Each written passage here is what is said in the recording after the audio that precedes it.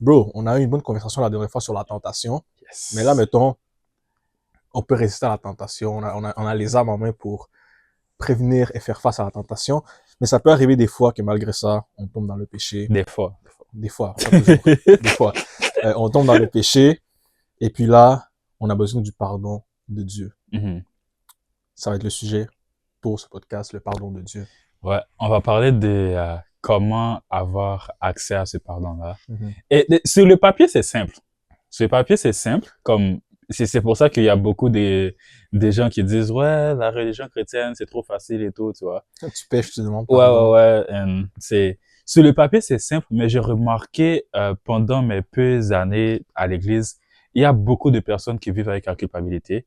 Il y a beaucoup de personnes qui vivent genre avec un fardeau ou comme un sentiment de indigne et des trucs comme ça à cause du péché, à Mhm. cause de certaines tentations qu'ils ont pas pu surmonter et tout.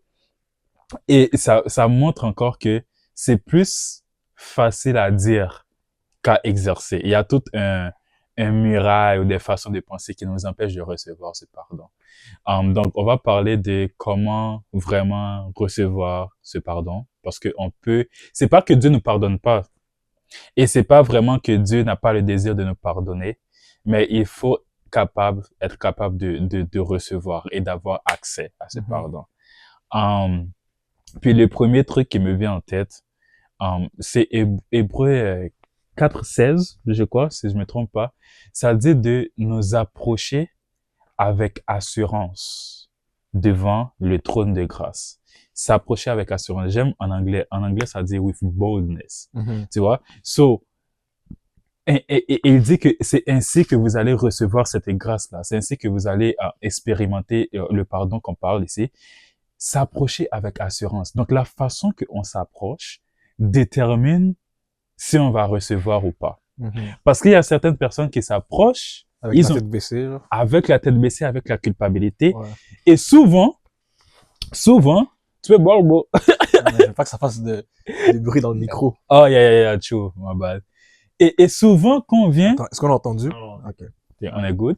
Et souvent, qu'est-ce qui arrive, c'est que quand on vient avec la culpabilité comme ça, ou quand on vient avec la honte, on pleure dans la présence du Seigneur, mais on n'a pas vraiment reçu le pardon. Mhm. Ce que on a reçu, en fait, c'est un sentiment de, vu que je me sens comme ça, vu que je pleurais, c'est comme si ça a couvert la faute, en fait. Ouais. Tu vois? Mhm. Sans nécessairement recevoir vraiment le pardon. Donc, c'est comme si on se châtiait nous-mêmes. Je sais pas si Ouais, tu ouais, sais je un vois ce peu. que tu veux dire. Mhm. On a l'impression que si on n'est pas en train de, si on n'est pas mal, si on n'est pas en train de pleurer, comme si c'était, je sais Mhm. pas, ça veut Mhm. dire on n'est pas réellement, on n'a pas, comment dire, on n'est pas réellement, on demande pas réellement pardon. Mhm. Et il y a certaines personnes que ils se mettent expressément, comme vraiment par exprès là, dans cette situation de pleurer Mhm. à cause, et comme ils mettent vraiment l'environnement, parce que c'est comme s'ils se punissaient eux-mêmes. Oh, c'est ça que je mérite et tout, je suis rien, they stop crying. Puis pendant tous ces processus, jamais ils ont dit Seigneur, pardonne-moi. Comme, oh, oh, et tout. Et des fois, on pense qu'on a reçu, mais on n'a pas vraiment reçu, on s'est juste donné une tape dans le dos Mhm. pour qu'on puisse continuer. Donc, la Bible dit qu'il faut venir avec assurance. Et venir avec assurance en sachant que le désir de Dieu, c'est pour nous pardonner. Et en sachant qu'il y a déjà un sacrifice qui a été fait. Et en sachant qu'on est enfant de Dieu et que Dieu n'est pas notre ennemi, il n'est pas mal contre nous, c'est son désir de nous pardonner. Donc, on vient avec cette assurance-là. Et quand on vient avec cette assurance, c'est comme une disposition du cœur maintenant qui nous permet de recevoir. Mhm. Quand on vient par orgueil, quand on vient par culpabilité, par honte et tout, le cœur n'arrive pas à recevoir le pardon de Dieu parce qu'il a donné un principe pour qu'on le reçoive. Et le principe, c'est de venir avec assurance. Mhm. De venir avec assurance. Et, et le truc, c'est que les gens peuvent dire, euh, disons, un péché grave, tu vois. C'est comment je viens avec assurance devant Dieu. Un meurtre, genre. Un meurtre, tu vois, ou des trucs comme ça. Um, Venir avec assurance ne veut pas dire ne pas avoir de regrets. Mhm. Venir avec assurance ne veut même pas dire que tu n'es pas triste. Venir avec assurance, c'est de venir avec cette pensée-là que le trône de grâce va me pardonner et veut me pardonner, et tu es juste là pour recevoir. Et je vais t'expliquer une chose qui fait en sorte que les gens ne reçoivent pas le pardon de Dieu, c'est l'orgueil. Le fait que la personne ne peut pas se pardonner lui-même. Tu ne peux pas ne pas te pardonner toi-même et recevoir le pardon de Dieu. C'est impossible. Il faut vraiment que tu fasses cette première comme étape de pouvoir te pardonner toi-même. Je ne sais pas si tu as déjà fait des choses et tu n'es pas, t'es comme, ça te reste dans la tête. Même si tu pries, ça te reste dans la tête et tout. Tu n'es pas capable de passer à travers ça. Est-ce que toi, tu as déjà expérimenté ça? Ouais, tu pêches, tu fais quelque chose, ou peu importe que ce soit contre quelqu'un ou contre Dieu, tu n'es pas capable de te pardonner toi-même. Donc, en conséquence, pourquoi Dieu va te pardonner si toi-même t'es pas capable de te pardonner? Ou il y a certaines personnes qui ont dit qu'ils ont reçu, ils ont reçu le pardon de Dieu et tout. Oh, Dieu m'a pardonné. Mais tu regardes dans leur vie que ils mettent encore ça en face de eux. Tu vois, ils vivent encore avec cette culpabilité. Et ces personnes-là, ils n'ont pas reçu le pardon de Dieu. C'est désolé de le dire, vous n'avez pas reçu. Vous n'avez pas reçu. Parce que quand tu reçois le pardon de Dieu, tu deviens libre. Il dit que vous connaîtrez la vérité vous affranchira. Il dit que le sang de Jésus nous lave. Il dit que sa présence, le sang de Jésus et le Saint-Esprit nous rend libres. Ça nous rend sans tâche, en fait. Donc, tu deviens une personne libre. Si tu as encore cette culpabilité, oh, Dieu m'a pardonné et tout, mais moi-même, je n'arrive pas à me pardonner. Moi-même, tu n'as pas reçu le pardon de Dieu. Tu n'as pas reçu le pardon de Dieu parce que le pardon de Dieu libère, tu vois. Et comme j'ai dit tantôt, les choses qui fait que les personnes, une des choses qui fait qu'on ne reçoit pas, c'est l'orgueil. Comme on se sent trop big d'avoir fait ça, tu vois. C'est comme si ça vient nous toucher, tu vois. Genre, moi j'ai fait ça et tout, et tu n'arrives pas à te pardonner. Et toi-même, parce que t'es comme, moi j'ai fait ça, ou comme, c'est comme si,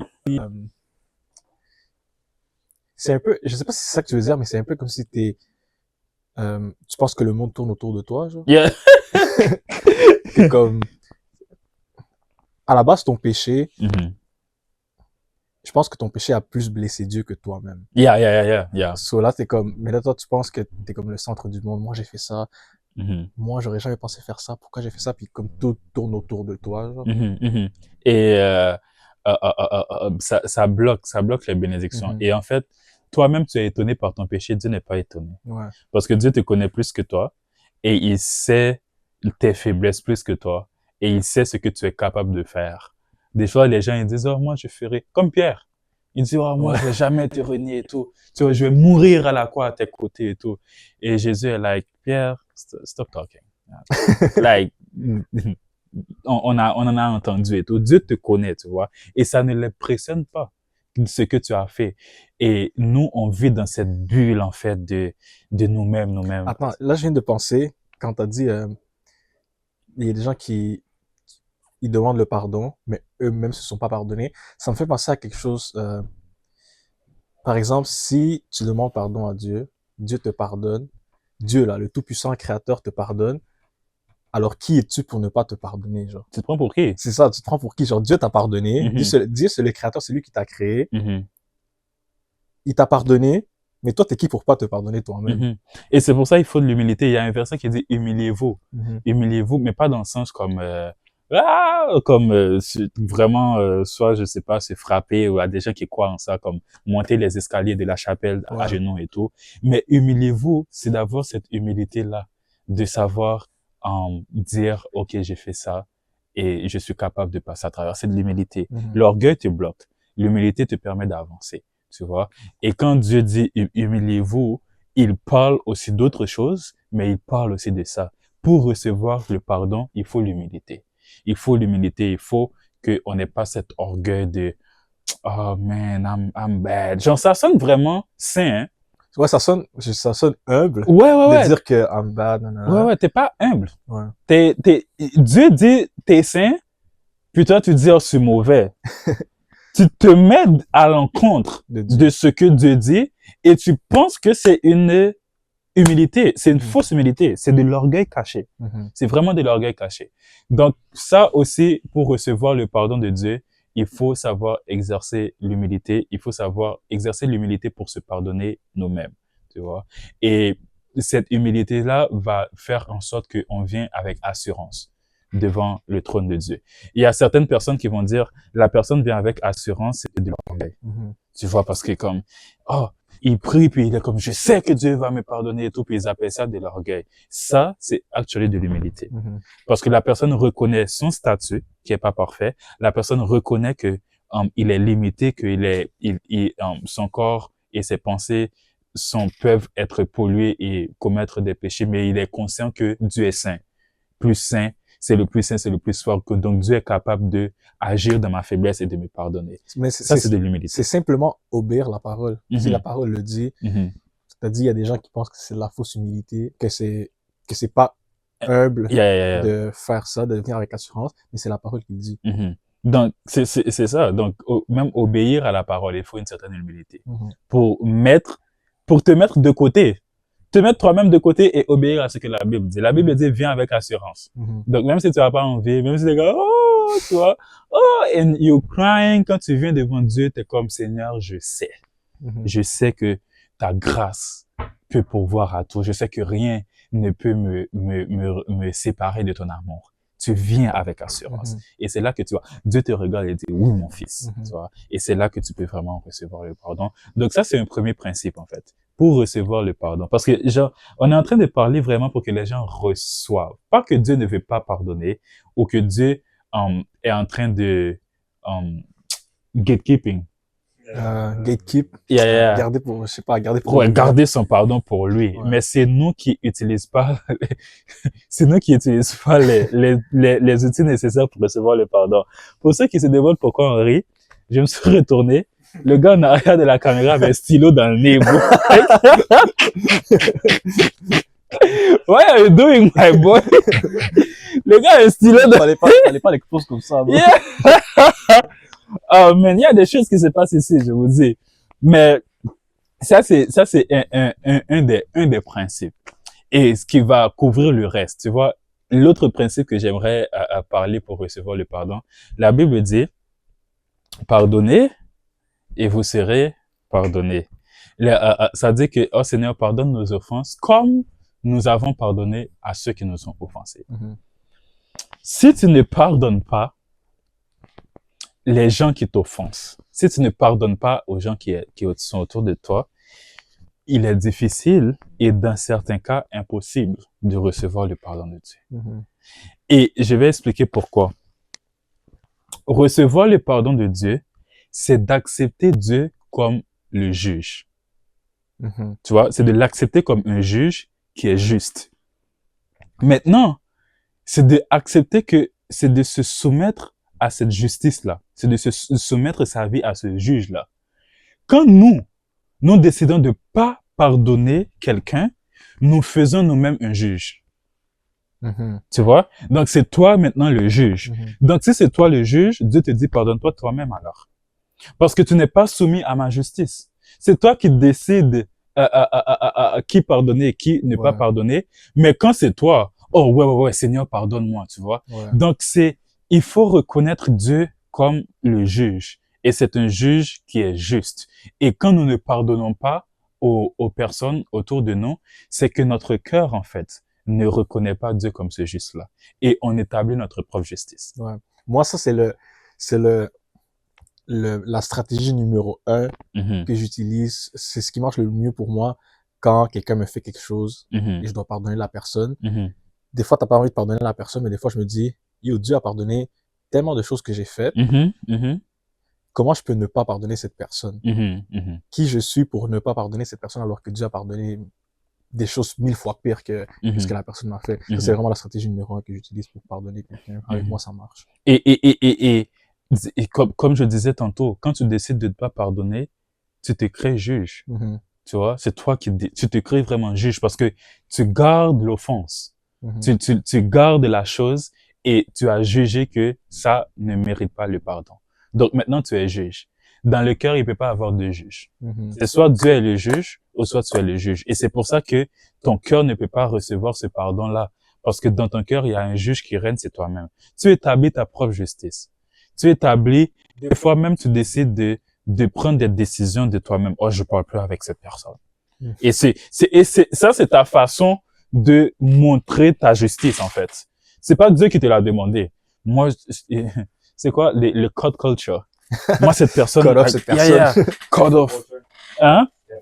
Cancel, on devient des juges. Puis quand on devient des juges comme ça, bah, Dieu, il s'assoit en tant que vrai juge et il nous regarde. Mhm. Et tu peux pas être juge de ta vie et essayer de demander à Dieu de te pardonner. T'es juge, non? Ouais. T'es Du sens, juge. ça fait du sens. Et c'est ça, le premier principe, on a parlé de quoi? On a parlé de cette humilité, de pouvoir venir avec assurance, de se pardonner soi-même. Et quand le verset il dit pardonnez-nous comme nous pardonnons à ceux qui nous ont offensés, mettons-nous nous-mêmes aussi. Mhm. Parce que il faut être capable de nous pardonner aussi pour recevoir ce pardon. Et recevoir le pardon, c'est vraiment une question de foi à l'œuvre de Jésus-Christ. Tu Mhm. vois? Quand tu es un chrétien et tu n'es pas capable de recevoir le pardon de Dieu pour un péché que tu as fait, tu es en train, je vais pas utiliser le mot cracher, mais tu es en train de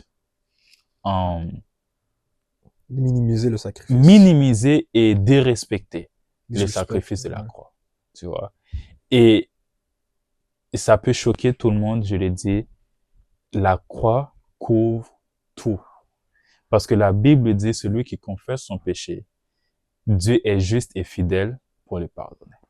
Je pense que Billy l'a dit l'autre fois qu'on parlait de la grâce. Mhm. Si Hitler se serait repenti, Mhm. Dieu l'aurait pardonné.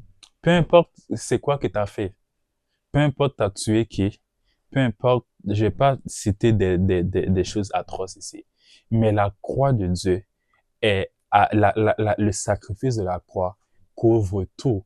Et comme chrétiens, pour recevoir le pardon de Dieu, nous devons nous soumettre à la suprématie de la croix. Vraiment que nous devons savoir que la croix, c'est vraiment ce sacrifice-là, c'est un sacrifice parfait qui peut tout couvrir, qui couvre une multitude de péchés. Et Dieu, il est juste. En fait, ce qui arrive, c'est que pour recevoir le pardon, il faut que tu saches que ce n'est pas à propos de toi. Mhm. Tu vois?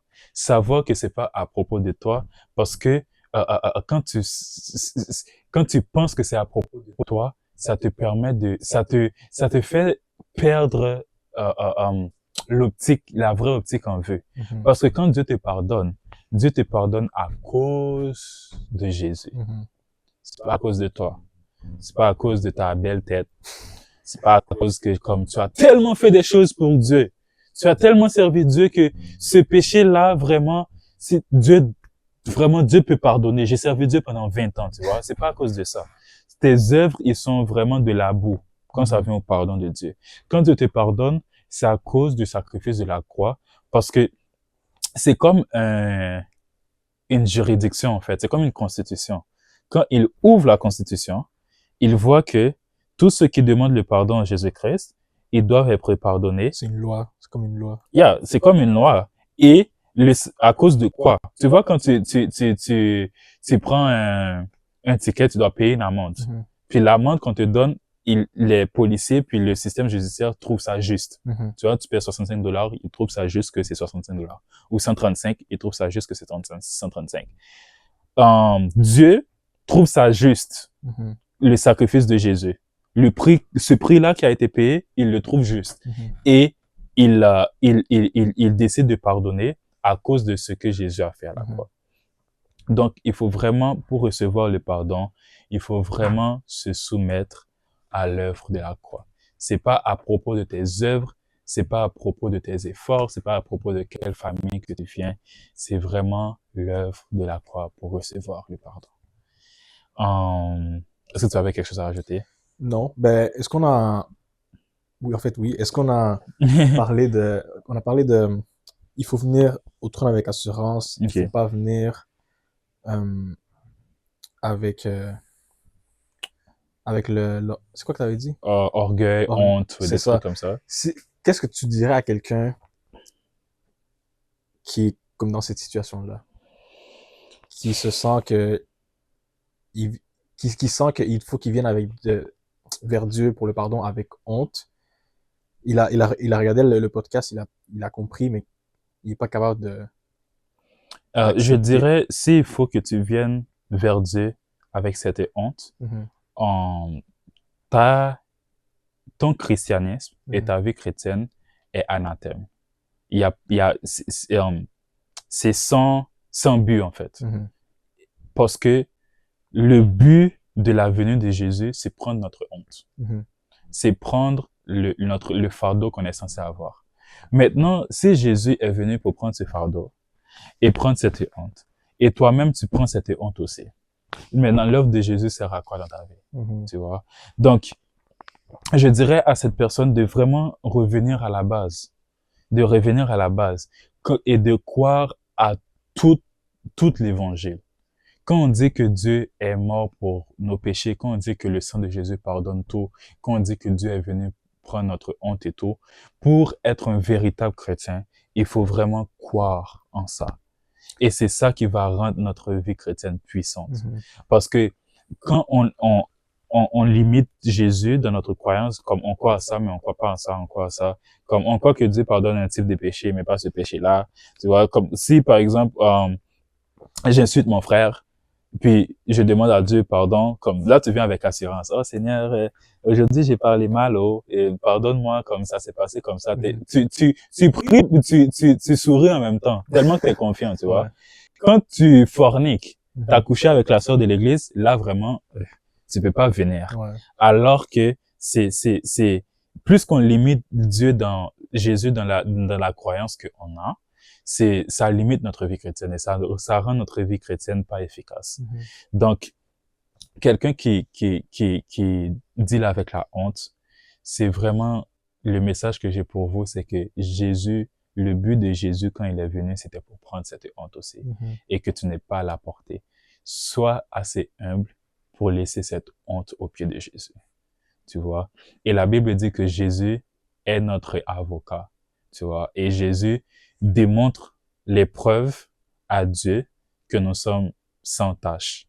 Mhm. Tu vois? Il démontre les preuves. Comment il fait pour démontrer les preuves? Il dit, mon sacrifice sur la croix a rendu cette personne sans tâche. So, en tant qu'avocat, il montre les preuves. Et la justice de Dieu dit oui, ok, Mhm. cette personne est sans tâche.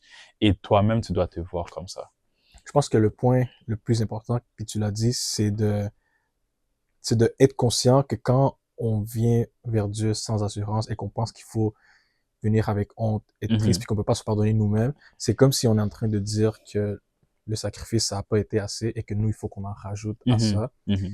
Et je pense que c'est vraiment ça le point principal, Mhm. de, de, Et, de savoir que le sacrifice était assez simple. mhm. That's it. et, et la Bible nous donne rien d'autre à faire. Mhm. Il a dit, en, le mot m'échappe, confessez. Confessez-vous, confessez vous et confessez vos péchés, et je suis juste et fidèle pour vous pardonner. Mhm. Genre, répentez-vous, et je vais vous pardonner. Mhm. Il a donné rien d'autre à faire. C'est juste ça qu'on a à faire, honnêtement. Et c'est vraiment une tactique de notre propre chair et de l'ennemi qui essaie parce que si on prend ces choses sur nous, la mort et la résurrection de Christ dans notre vie, ça n'aura pas d'effet. Mhm. Ça n'aura pas d'effet. C'est comme Donc, si Jésus a été crucifié et là, toi, tu te crucifies toi-même. c'est ça. Ouais. Donc, vraiment, pour recevoir le pardon de Dieu, on a parlé de l'humilité, c'est-à-dire être capable de se pardonner nous-mêmes. On a Ouais. parlé de pouvoir venir avec assurance devant le trône de grâce. On a parlé de pardonner les autres parce que ça montre que quand nous pardonnons les autres, ça montre que nous mettons Dieu comme juge suprême Mhm. dans notre vie. Et comme un juge suprême, il est capable de nous pardonner aussi. Et le dernier point, c'était quoi qu'on avait parlé? Je pense que c'était juste ça. Ah ouais? Ouais. Je pense il manquait un truc. Mais en gros, c'est vraiment ça. C'est vraiment ça. Pour recevoir le pardon de Dieu, ça va être un court podcast aujourd'hui. C'est parce que c'est le sujet le moins compliqué au monde.